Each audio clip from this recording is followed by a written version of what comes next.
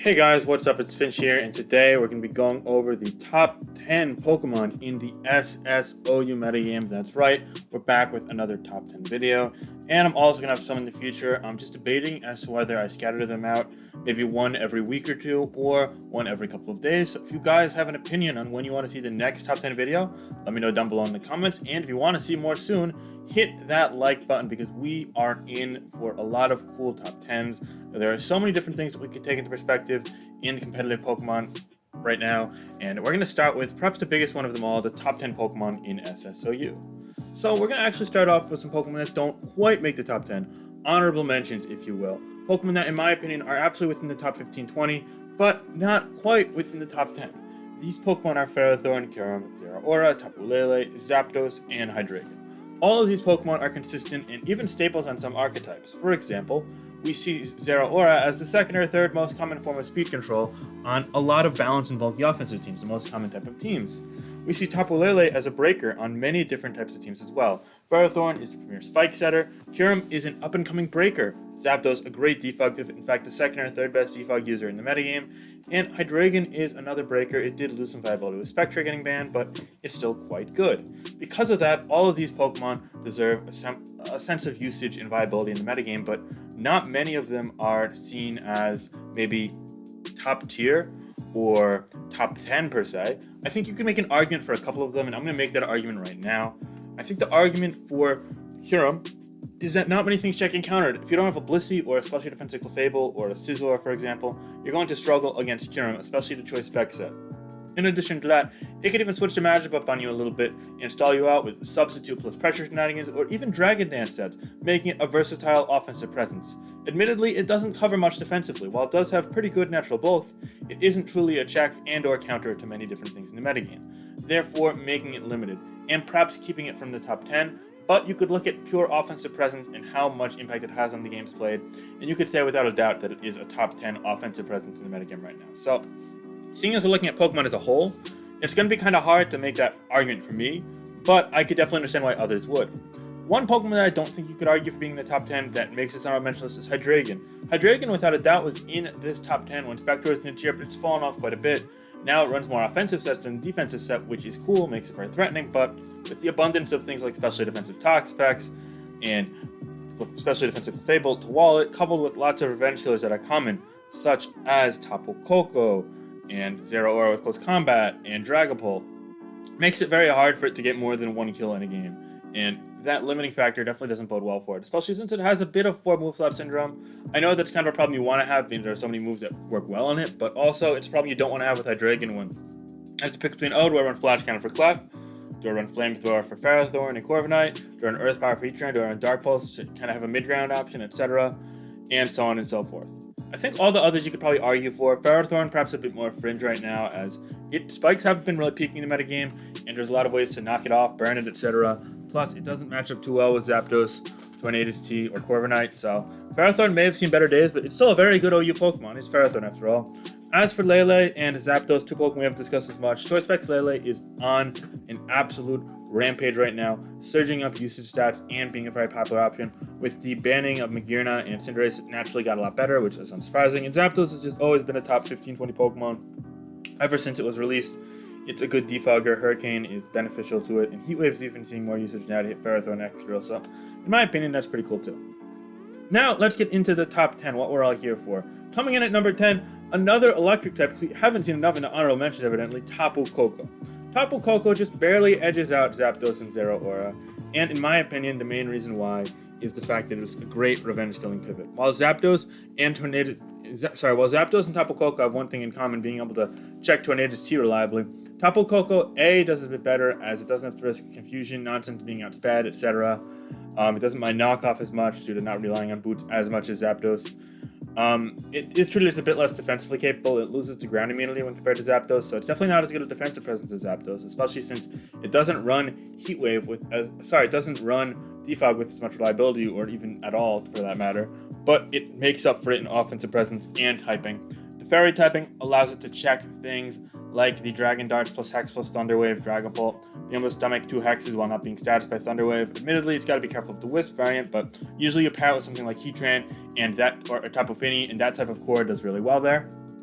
In addition to that, you also have very strong Thunderbolts, which force in ground types, making it so that U-turn is very easy to click, and then you get in your teammate, and all of a sudden, they lose momentum. Tapu Koko, in a sense, is a very good team player. It's a phenomenal pivot in that it sets the aim flow, and also, it has more sets than just one set. For example, Zapdos and Zeraora. You see Zapdos largely as a defog pivot. You see Zeraora largely as that sort of revenge killing pivot with Plasma Fist, knockoff, and Volt Switch and whatnot. But when it comes to Tapu Koko, it's interesting in that Tapu Koko can run the Light Screen set. It can run with Light Screen plus Reflect set on Hyper Offense. It could run Choice Spec set as a breaker.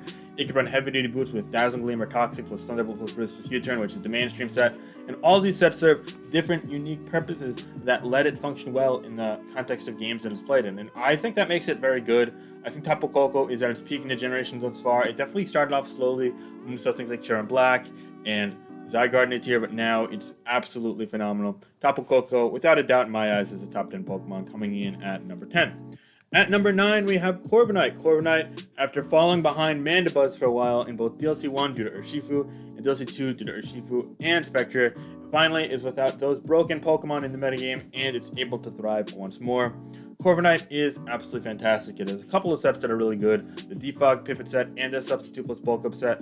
The former is much more common than the latter, providing great utility and momentum to teams. It's able to deter Stealth Rock setting from Garchomp, from Landorus T, Spike setting from Corbinite, from Skarmory and from Ferrothorn, while also being a great momentum grabber. Sure, you want to go to something like your Heatran or your Toxvix against it, but you turn on a switch, all of a sudden you bring in your strong ground type, and they're going to be threatened out as well. And that is how Corbinite functions in the context of more bulky offensive momentum games, therefore making it so that it's not one-dimensional to just balance or stall teams, but much on the contrary, it's actually a good Pokemon on bulky offense and even faster-paced balance teams as well. Being able to get the hazards off, check things like Rillaboom, check things like Landorus T, even potentially Kartana and Excadrill, and then pivot in and out. Therefore, Corbinite, in my eyes, is the number 9 Pokemon on our top 10 list. It also has a very good ability, by the way, with Pressure, which makes the sub-bulk up set absolutely diabolical, in my opinion. Definitely have to be careful of that set. Prepare for it in your teams. In my opinion, it's underrated. At number 8, we have what might be the most surprising addition to this list, and also a bad color pick on my end. I must have not changed it from the last time, but that's neither here nor there. I'm not going to nitpick myself to death. We have Slowking. Now, a lot of people might have been thinking that Slowbro was still better than Slowking, but even when Cinderace was still in the tier at the tail end, Slowking had already eclipsed Slowbro.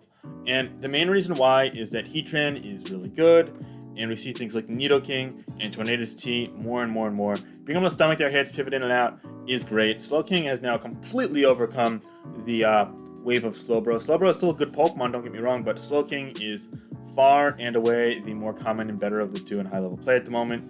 It has a more practical defensive, outlook in the metagame.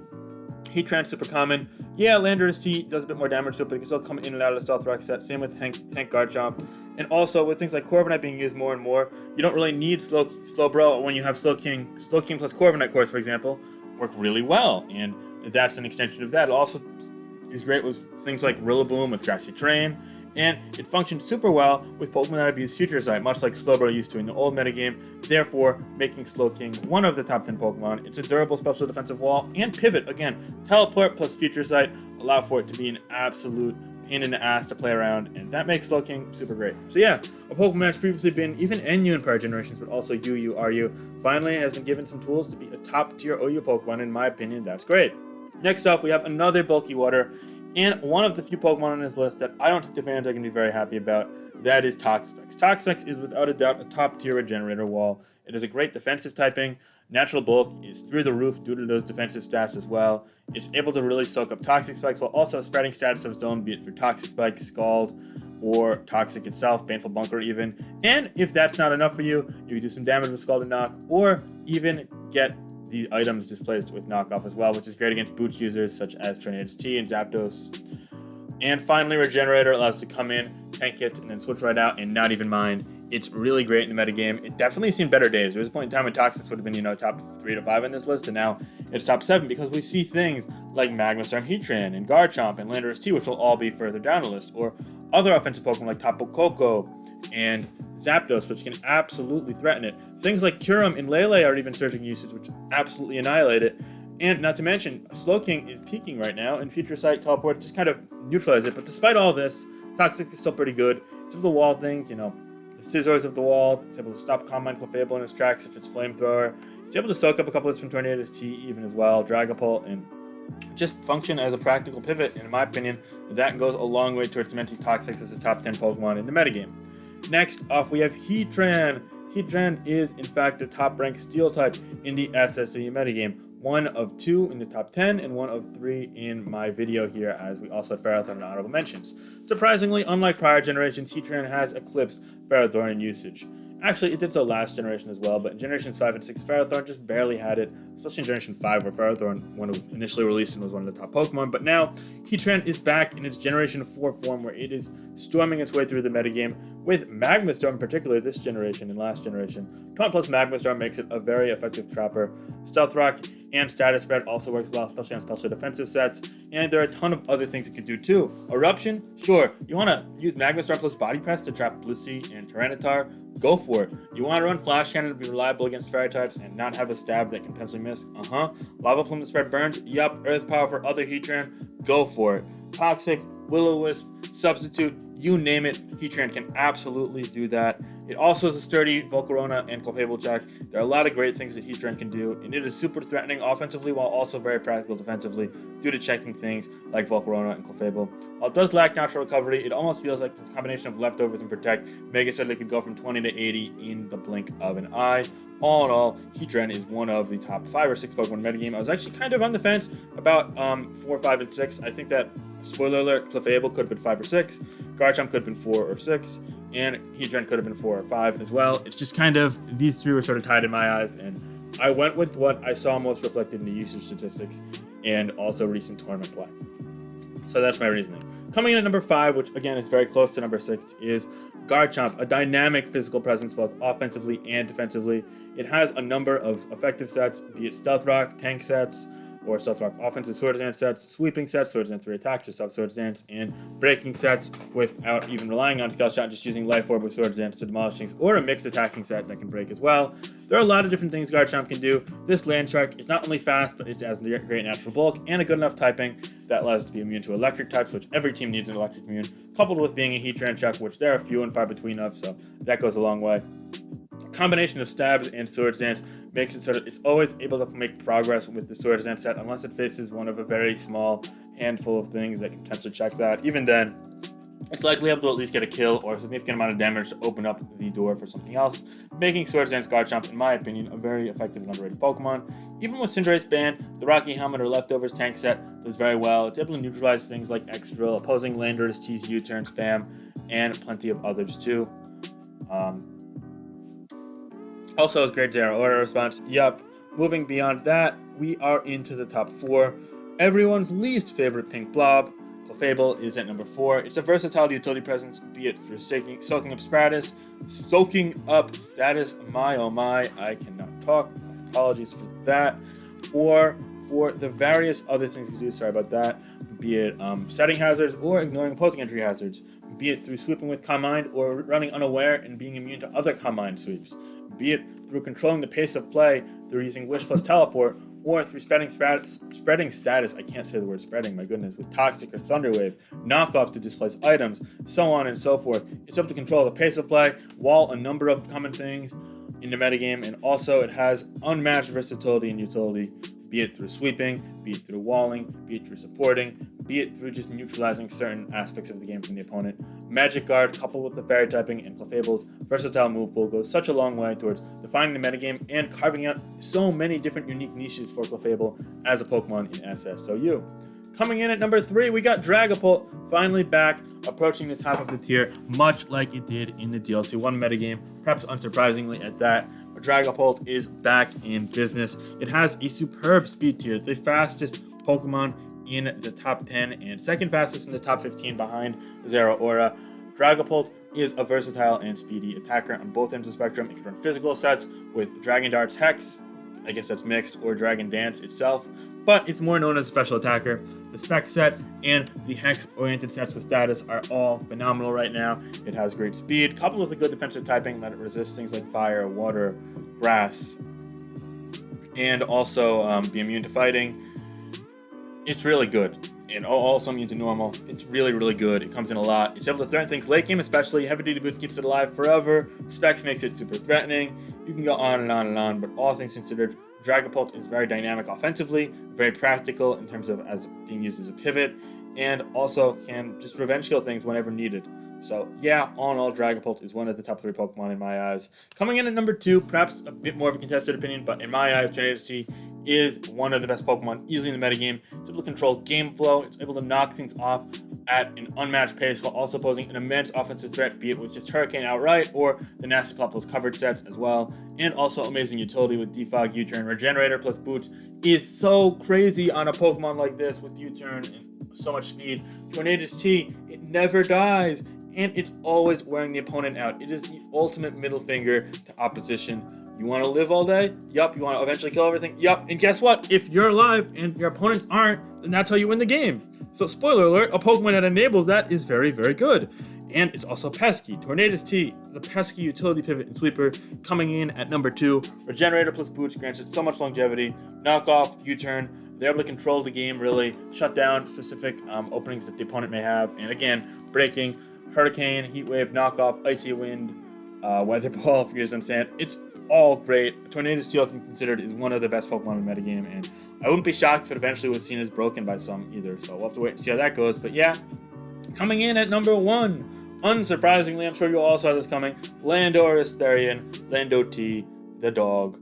Physical pivot, tank, and breaker. It goes without saying that Landorus-T's immense physical attack is going to do so much damage, especially when paired with Swords Dance or enough attack investments. It's actually going to go a long way. But with Intimidate, it's also a great physically defensive pivot. You can set up rocks and either status with Toxic or displace items on defoggers that are especially Stealth Rock weak with Knockoff. It's a great pivot because of that. It's also just a super strong offensive presence. It could even be a revenge killer with Choice Scarf. You name it, Landorus can do it. I've seen Band, I've seen Swords Dance, Sub, I've seen Swords Dance with Rock Polish, Swords Dance with 3 attacks, Stealth Rock, Lead, Suicide Lead with Explosion. I've seen just outright defensive Landorus-T, defog Landorus-T, you name it, it can do it. Landorus-T is versatile, Landorus-T is strong, Landorus-T is bulky, it can do it all. There are plenty of checks and counters to it throughout the metagame, sprinkled throughout, don't get me wrong, but Landorus-T finds its way onto so many teams because of this, and therefore falls at number 1 on our list of the top 10 Pokemon in the SSOU metagame. Let me know your thoughts on this list. What did I miss? What do you think should have been higher, or what do you think should have been lower? And more, let me know your personal list down below in the comment. In fact, that's going to be a little comment question for this video. Let me know what your top 10s are and why in the comment section down below. Leave a like if you enjoy, and let me know if you want to see more top 10 lists or any other content. Thank you guys so much for watching, and I hope you all have a great day and a good weekend. Okay, bye guys. Talk to y'all soon.